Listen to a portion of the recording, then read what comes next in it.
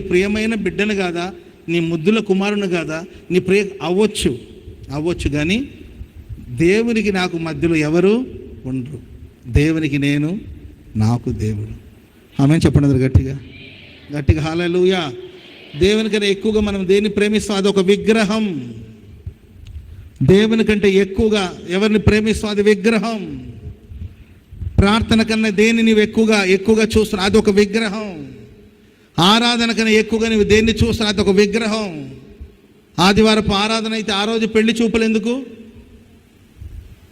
ఆదివారం ఆరాధన, చర్చికి రావాలి. ఆ రోజు ఎందుకు పెళ్లి చూపులు? ఆ రోజైతే సెలవులు ఉంటాయంటే ఏంటండి, నీకు పెళ్లి చూపులు ముఖ్యమా? సెలవులు వచ్చిందనేది ముఖ్యమా? దేవుడు ముఖ్యమా? దేవునికి నాకు మధ్యలో ఎవరు వచ్చినా ఆ రోజు నీ ప్రియమైన చుట్టాలు, బంధువులు వస్తారు. మేము కూర్చొని ఇక్కడే లైవ్ చూద్దాంలే, ఆడిపోతాంలే అంటారు.